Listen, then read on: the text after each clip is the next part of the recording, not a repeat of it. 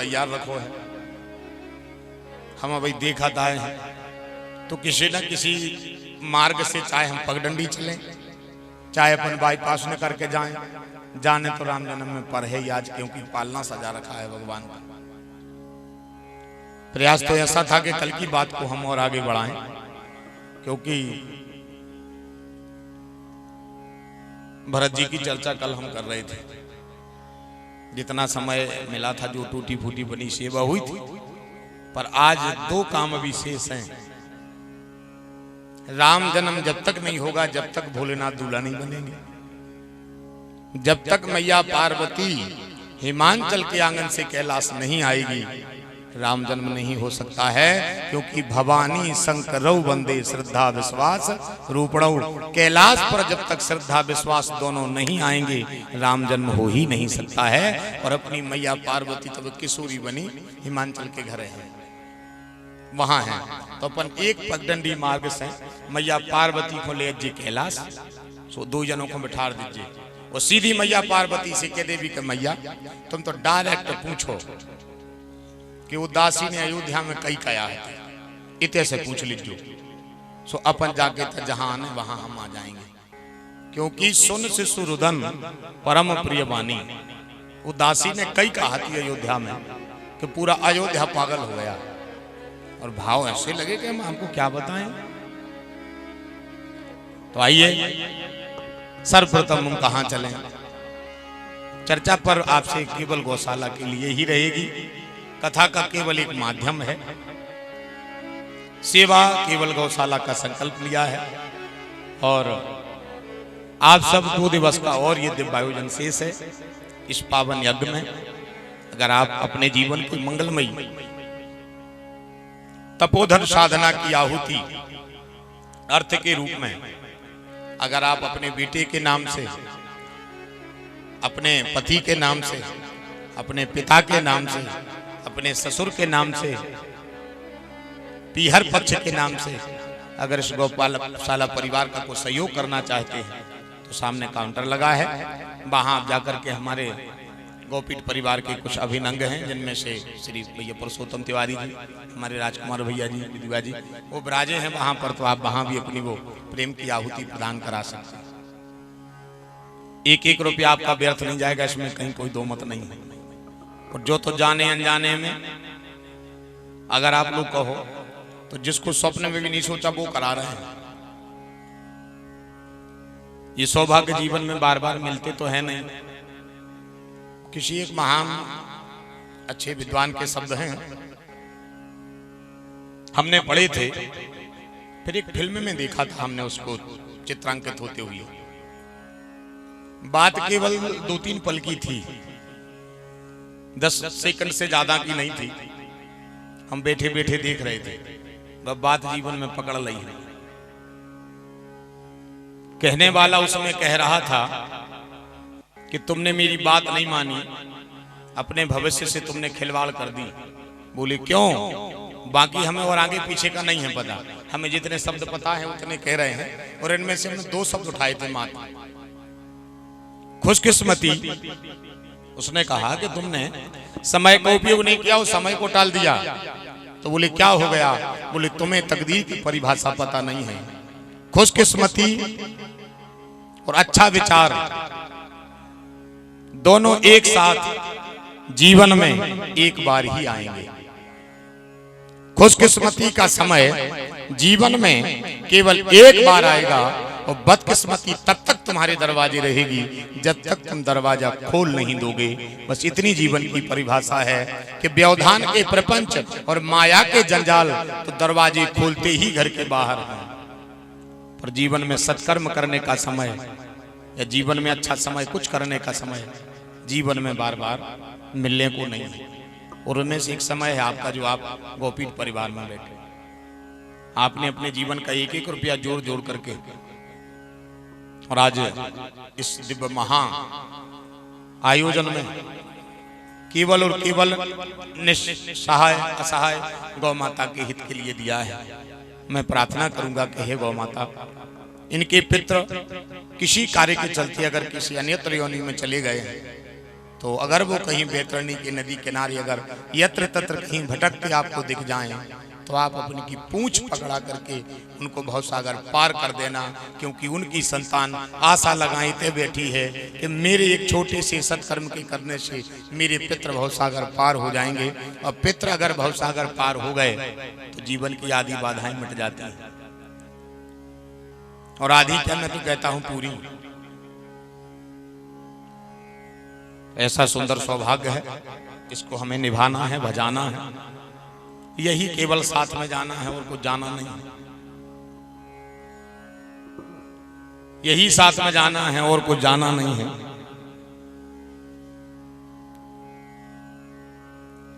तो समय का उपयोग करें, अच्छी सोच अच्छे विचार रखें। एक बड़े प्यारे भाव के साथ हम तन्नक अपन चलिए हिमांचल तक, मैया पार्वती को लो लीजिए। जन्म तो आपको पता ही है, बाबा तुलसी ने कहा था यहां से उठेगी चौपाई, जिसको ध्यान रखना है। तेहि कारण हिम गृह जा,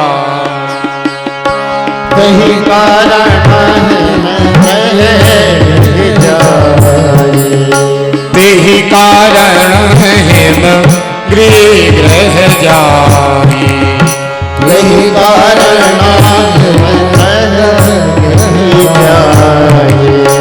जनमी पार्वती तन पाई, जनमी पार्वती तन पाई, जनमी पार सगम पद सा रे नी सा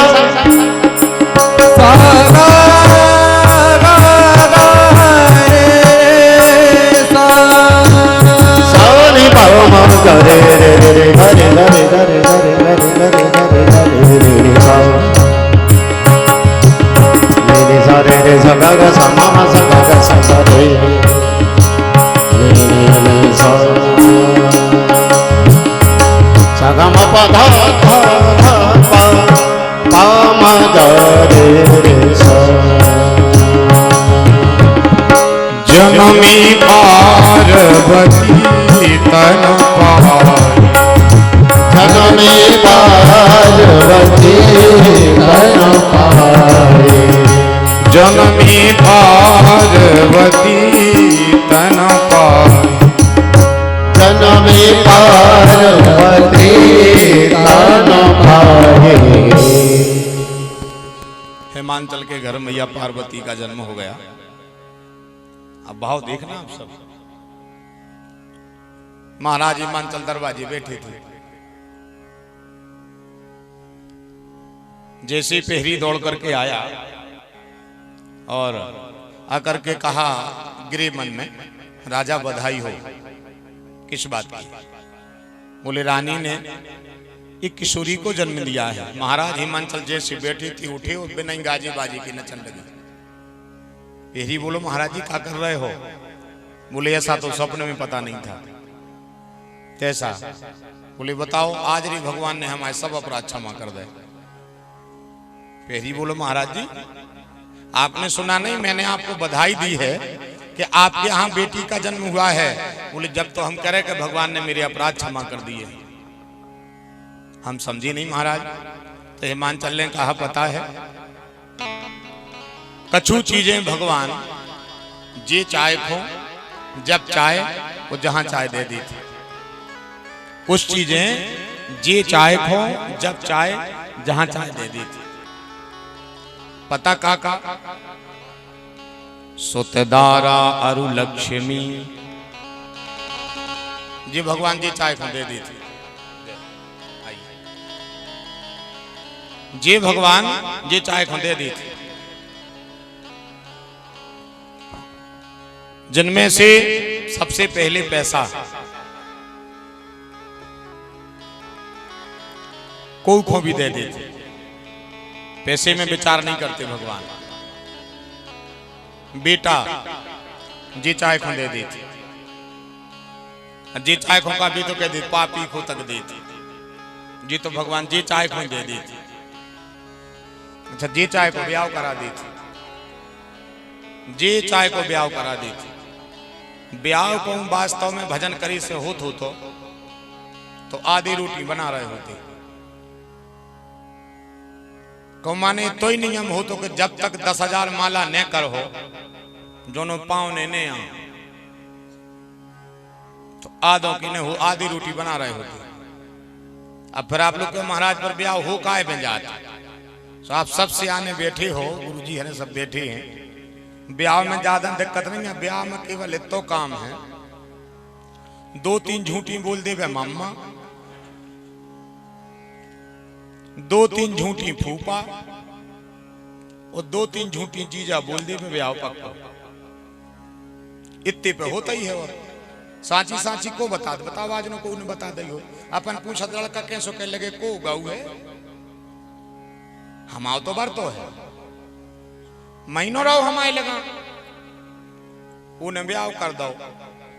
2 महीना बाद वो बाजार में मिल गओ के लोग कहे रे कह रहा तो गाऊ है, फिर कह लगे वो परंजीरा में गलो डिंडू में, तुम कह रहे थे गाऊ है।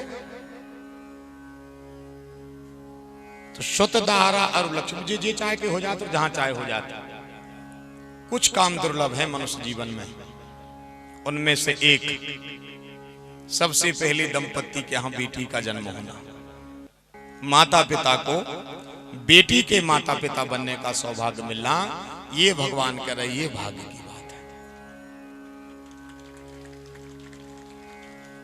अब आप लोग क्यों कहा महाराज तुमने सीधी नुगर उठा के कह दी, तुमने कहूं पड़ोसो ये कहा सो, तो मैं नहीं कह रहा हूं, सब रामायण के अच्छे परिपक्व श्रोता बैठे हैं, हम नहीं कह रहे। महाराज हिमांचल ने कहा है निज सौभाग्य, भाग नहीं भाग माग तो अपने आए, निज सौभाग्य बहुत गिरी बरना। आज मेरा भाग्य धन हो गया। और कह कौन से रहे, कह रहे हैं नारद जी से। कहने वाला भी कोई साधारण संसारी नहीं है, नारद जी से कह रहे हैं निज सौभाग्य बहुत गिरी बरना, सुता बोल मेली सुत चरणा। हिमांचल तो नाचने लगे, महाराज जी आप ऐसे पहले संसारी हो, जन्म में प्रसन्न हो रहे हो। महाराज ने कहा कि तुम्हें क्या पता, जिस दिन हरि मंडप के नीचे साज समाज पंच साक्षी करके विष्णु का स्वरूप बनकर के मेरा दामाद बैठेगा, लक्ष्मी बनकर के मेरी बेटी बैठेगी, मैं व्रत करके कन्यादान के लिए बैठूंगा। और जिस दिन हरि मंडप के नीचे बैठ के और जो ब्राह्मण साकुचार बोल है और जो हथलोई गोरी हाथ पे धर है और जो हम अपने दामाद के हाथ में दें, उसी समय मेरी बेटी गोद से उठ करके जाएगी और भगवान से कहे कि हे प्रभु मेरे पिता ने ना जाने कैसे कैसे आपदा विपदा को भोग करके पाल पोस करके बड़ा किया है, हैसियत से ज्यादा विवाह कर दिया है, पर प्रभु मैं ये नहीं चाहती कि मेरे पिता को संसार का सुख देना हो देना नहीं देना हो, इसमें कोई लेना देना नहीं है। पर हे विष्णु के रूप मेरे पति, अगर एक निमिष भी आप में विष्णु का अंश हरे मंडप के नीचे है तो मैं करजोर करके आपसे प्रार्थना करती हूँ, आ तो रही हूँ आपके बामांग, पर आपके श्री चरणों में मैं अपने पिता को जगह चाहती हूँ। उसी दिन बेटी हरि मंडप के नीचे जीते जी अपने माँ बाप को वैकुंठ का दरवाजा खोल देती।